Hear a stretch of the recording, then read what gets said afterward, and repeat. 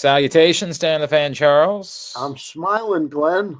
Yeah, it was a much better week for you than it was for me, although you're kind of a son of a bitch for that because you did take the Lions. So, like, I don't know how you're walking around here all, oh, I feel good. This is a good week for me. No. You're a bad person, is what you are. But I covered my butt by predicting the Ravens would win the game. So But you I were got to wrong. be honest with you. Yeah, When we did this on Wednesday, we didn't know for sure Matabike at wasn't going all. to play. Yeah. And we still thought there was a shot that likely might play. Ravens really crapped the bed on Monday night. It was Yep. a very poor performance No doubt about it. overall. Are And it you was, before we Mhm. do this whole thing? Yep. Are you concerned about Derrick Henry's issue now? No, not that specifically. There's Yeah, too much of a track record of him not yeah, fumbling the ball for I me to agree. suddenly think that he's going to look. It's not good, but they're going to keep giving the ball to Derrick Henry, and Yeah, I think he's going to be okay. But I I do too. have gotten a few messages from people suggesting that there is a press box curse. I just don't know I got how. to tell you, when at the first half of that game, the Bills game, I was like beaming. I was going, Oh yeah. we finally beat the curse. Uh-huh. Yeah, for those that don't know, the cover of the most recent issue of Press Box, there it is. Yeah. Derrick Henry can't stop him. Well, they haven't stopped him. He's stopping himself. So, Yeah. man. Anyway, that was a disappointing game. How was spirited was the talk afterwards. Oh yeah. I mean, I look, I would say that and we'll get into it. Let's say that I think this is a big game for someone in particular. I think this is a very important game for a particular person. So we'll talk about Okay. that as we make the picks. But yep, it All right. was. We do Project Game Day after every game. Yeah. It's been good to have Tyus Bowser with us this season. Appreciate him joining KZ and Stecca and Rita and myself and young Griffin Bass, and hopefully we'll have more and more. We haven't seen Josh yet this season on Project Game Day. He's been busy working, but he he was texting me last night, and he's going through it. He Yeah. is He's not a happy camper. no. Was Kimmel on? Did you get Kimmel this week? Didn't get Kimmel this week, No. but Okay. thankfully How about Guillermo? no, didn't get any of Guillermo. I actually used to know some of that crowd years ago. It's very random. When I worked in Phoenix, Right. everybody, so Corolla was the morning show. Right. And so like everybody associated with the Phoenix station was kind of associated with the LA station. And like I got to know a little bit of that crowd, like the great Dave Damashek, who's part of that crew, I became friends with. So weirdly, I might have a connection or two. I might be able to track one of those guys down here this week. But Are Kimmel and Corolla still good friends? not as close, but like Corolla was very defensive of despite the fact that I think everybody knows Adam Carolla's political leanings go the other way. Yeah. He was very defensive of Kimmel last week. They're still close, just not, Right. as close as they were. They're not Q-tip type, Right. as Bruce Willis used to say. Yeah, miserable week for me last week, Stan. 0-3. There's no way around it. Let's recap it, and you'll tell folks who we're brought to you by. We are brought to you by 1-800-GAMBLER and helpmygamblingproblem.org. If you or a loved one has a gambling problem, and it was the results were a problem for me, but the gambling isn't the problem. But a lot of people are dealing with that, and you can call them or visit that website or text them actually at 1-800-GAMBLER for free confidential services. And they have some great counselors that can really people that have been in your shoes. Literally, you're going to talk to someone who knows what you're going through. And they know exactly what you're going through because they've been there themselves. Don't let this overwhelm you. There is hope. It's a real addiction. It's an addiction. It's a legitimate addiction. And Stan, we're also, of course, brought to you by the Costa Sin. Well, I have an addiction to the Costa Sin. Is that a problem? That's not a bigger problem. That one's okay. Luckily, I win so much money gambling that I can afford the Costa Sin. Two great locations now. North Point Boulevard, 4100. Been there for 54 years. Ain't going anywhere. That's where you got to go to get your steamed crabs. Still same great menus, same great service. Home family atmosphere and all that. And now it's over at the Timonium Fairgrounds, right next to the OTB above the grandstand there at Timonium. And they are open for lunch and dinner. Same great menu, minus steamed crabs. But you can get your crab cakes, crab soup, and all the other stuff you love at the Costas Inn. And I love all of it myself. There's no doubt. All right. Glenn and I diverged last week. Glenn took the Ravens minus 5.5 over the Lions. I thought it was a little high and took the Lions. And as the week went on, I got more comfortable with my pick being right. And it was a taffy pull the first half, but the Lions pulled away in the second half. Glenn took Tampa Bay as his lock winner, 6.5 over the Jets. They were fortunate to win by 2 in that game down in Tampa. And Glenn's my lock winner was the Seattle Seahawks. They were minus 7.5 over New Orleans. I turned that game on to Red Zone. What was it, like 38-0 or 38-3? The bludgeoning. Yeah, total bludgeoning. I'll bet they're feeling much better that Sam Darnold has played better the last 2 weeks. We both lost our lock losers. Glenn had Jacksonville minus 1.5, and they ended up beating Houston at home to tumble the Texans to 0-3. And is Jacksonville 3-0, Glenn? Or they're 2-1? 2-1. Yep. And my lock loser was based on last week how impressed I was with Atlanta in Minnesota, and they go to Carolina. Carolina hadn't sniffed playing a good football game, and they cold cocked, dragged 30-0 over the Falcons. So I lost that bet. This week we start. Glenn is 3-6. I'm 5-4. I go first this week. We start with the Raven game, Glenn. And what is the spread in that game? Yeah, the Ravens, despite their 1-2 start, they are still road favorites in Kansas City, which is wild to me. 2.5-point favorites for a 4:25 game on Sunday afternoon. I am again going with the old school throwback 1996 in honor of 30 seasons with the Chiefs there on the other side. So, and I keep my Raven flag up if I like the Ravens, and if I don't like the Ravens, I turn it down. Yep. Okay. All right. Very simple. In 3, 2, 1, go.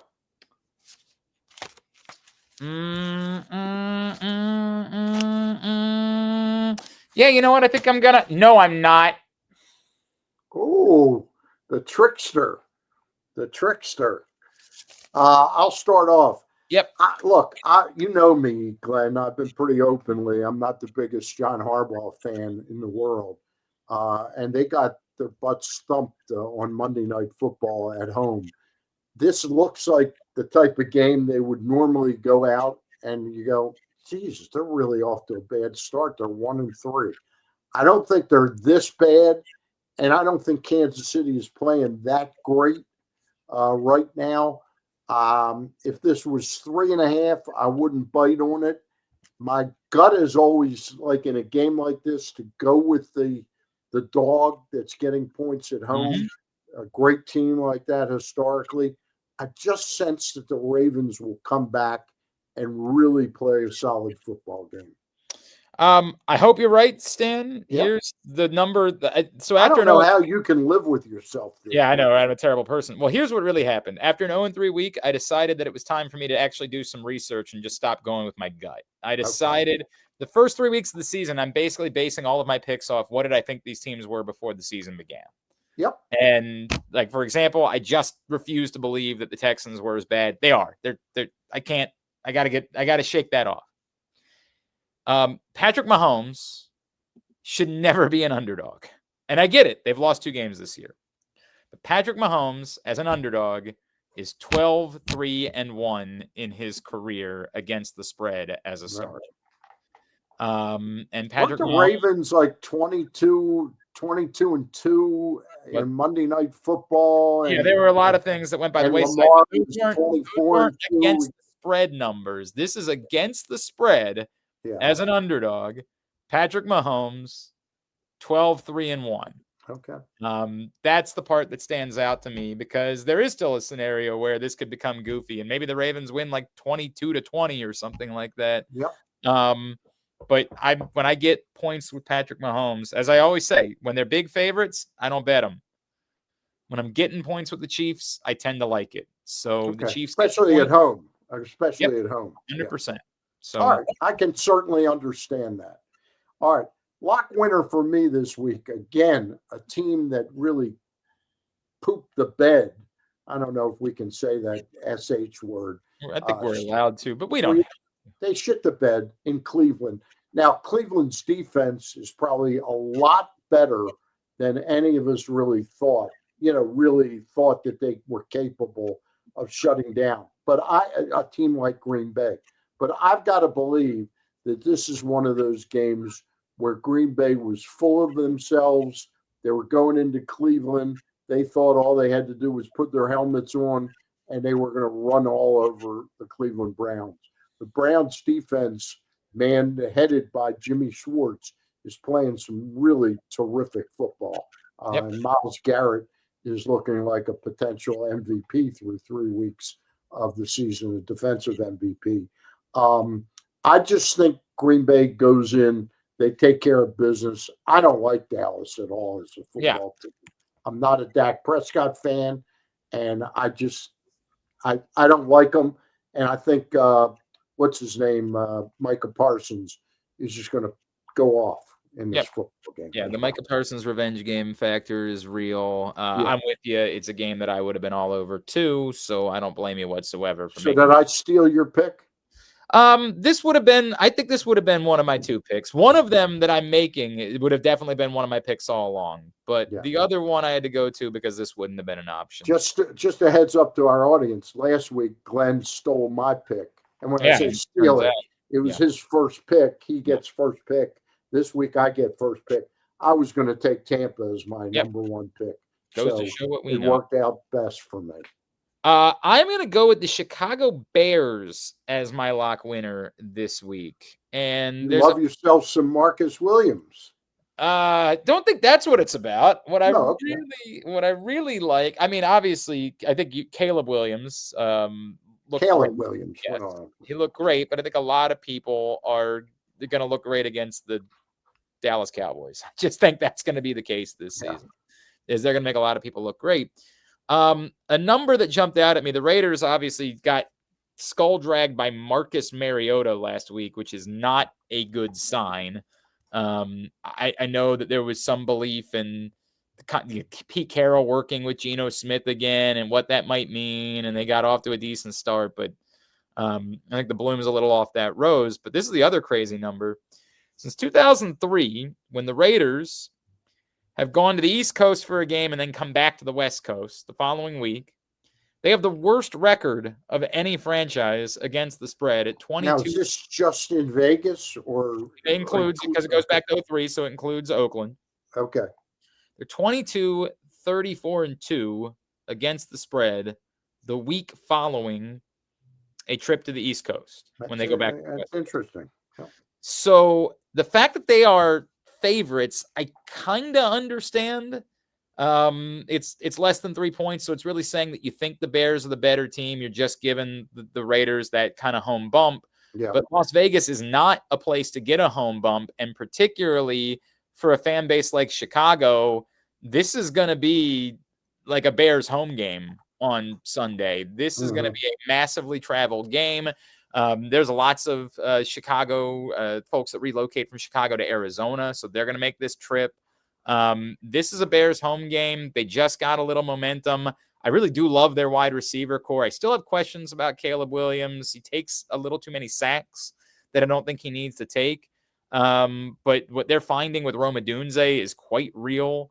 Luther Burden with that huge play. I'm really starting to buy into what they're doing. So all of that to me is why I'm going with Chicago as my lock winner, getting 1.5 points on the road in Las Vegas on Sunday. Yeah, I like.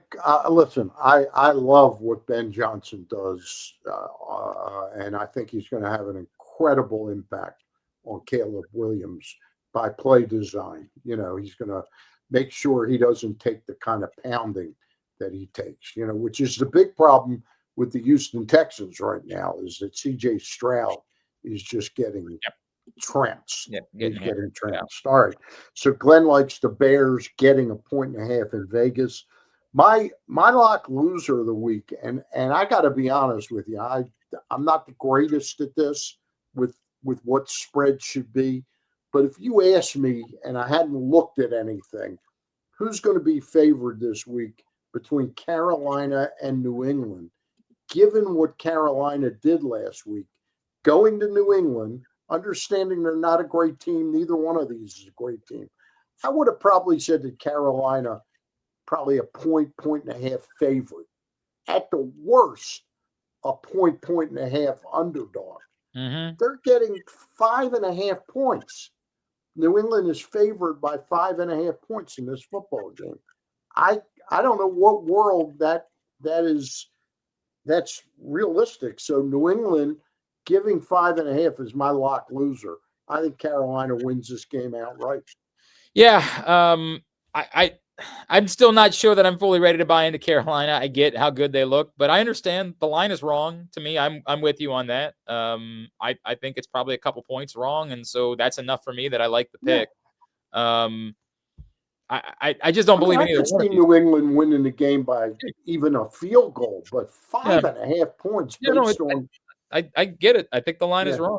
I'm in agreement. It's hard for me to feel confidence in Carolina. They look good one week. They haven't looked good many weeks, but yeah, I think that's enough that the line. I didn't miss something like half their team got the flu or something. Not that I am aware of. Not that I am aware of. Okay. Who's your lock loser? Yeah, my lock loser would be the New York Football Giants, and I liked it a little bit more at the start of the week. This was my immediate pick when I saw the lines this week because it was 5.5. It's gone up now. They are now 6.5 point dogs. So I wish that wasn't the case, and I wouldn't have cared who was playing quarterback, but it actually, to me, as bad as Russell Wilson is, the number that stands out, Jim Harbaugh has faced 4 rookie quarterbacks as the coach of the Chargers, and he's 4-0 against the spread in those games.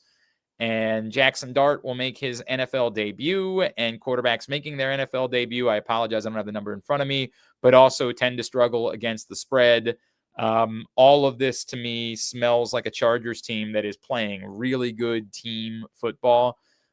Some weeks suspend their defense. Last week, that throw Justin Herbert made for the game-tying touchdowns, one of the best throws I've seen in the last couple of years. I like everything about the Chargers. I do think that the Giants have the chance to progressively get better under Jackson Dart. Like, I think that's there, but I don't think it's going to come in the first week. You add in the fact that Tyrone Tracy is hurt. Not that Cam Scatterbo looked good, getting a little bit more of a role on Sunday night, but asking him to be a workhorse right now, I think is a little unfair. So I really like everything about the Chargers here. The Giants are my lock loser, despite I think Jackson Dart's got a chance to be a good quarterback. What's happened with Daniel Jones and Saquon Barkley, I mean, we knew Saquon Barkley was going to be good with the Eagles, but this has turned into like a nightmare and really speaks of an organization that is just not doing anything right. They really aren't. Nope. I like your pick. Well, and this also clearly wasn't part of the plan, and that's the other part of this. They're doing this essentially because Brian Daboll knows that his job is now at stake. And I think they've lost the fan base there is so I mean, the Russell Wilson pickup was just god awful. Insane, right? They could have turned to Jameis Winston. They could have said, we still don't think he's ready. We're going to turn to Jameis Winston for a little bit. This smells more like Brian Daboll knows his only chance of keeping the job is at least showing progress with the rookie quarterback. And so you got to start that clock. But I don't think it's going to come in week 1. I don't think this is going to be the time where we're going to see it from Jackson Dart. All right, let's remind you that we're brought to you each and every week when we make our picks by 1-800-GAMBLER, Problem Gambling of Maryland. and they do just a fantastic job at helping people that are overwhelmed with gambling addiction, and it is a very real disease. Okay, and we're also brought to you by our friends at the Costas Inn, now with two great locations, North Point Boulevard and at the fairgrounds in Timonium, above the grandstand, right next to the OTB. You like my hand gesture above the I grandstand like it. when Yeah, I I like it. go up, Anyway, Glenn and I again diverge on a Raven game. I'm taking the Ravens, thinking they're going to bounce back with a really strong performance in Kansas City. I think they're too good to get swallowed up and fall to 1-3. Glenn likes the Chiefs, and he's not wrong in saying this. When he gets a chance to get Patrick Mahomes with points, especially at home, he's taking them. Ravens are favored by 2.5 in this football game that starts at 4:25 on Sunday. After that, you can listen to Project Game Day and watch Project Game Day. All right. Lock winner. I like the Green Bay Packers at Dallas, giving 6.5 points. I think they bounced back strong. I think they sleepwalked into Cleveland thinking it was a walkover game for them, and they met some strong defensive resistance. Glenn likes the Chicago Bears traveling to Las Vegas, partly because he likes the Bears and where they're heading, and partly because they are getting a 1.5, and the Raiders are not good when they travel from the East Coast back to Las Vegas. Is it any road game or from the East Coast? East Coast. East And Coast. what was that record? Like 22, 34, and 2 against the spread. That's not good. That's not Yep. good. Lock losers. I think the Carolina Panthers are going to win this game outright. They are getting 5.5 points, which means that if New England wins the game by 5 points or less, I win. So they're my lock loser. I don't understand this spread at all. And Glenn feels pretty strongly the same way that the New York Giants getting 6.5 points. He thinks this is not the right week for Jackson Dart to start his NFL career. He likes the Chargers in that game and thinks that the Giants will lose by more than 6.5. That's it for week 4. Anything else to add, Glenn? No, sir. We will see you in here on Friday for Glenn Clark Radio. We had a great show today, including Jim Nance joining us. So if you missed that, you can check it out, glennclarkradio.com. All right. Jim wouldn't talk to me on a Friday. There's some issues. No. All right. Stan, have a great week. We'll see you guys next week. All right.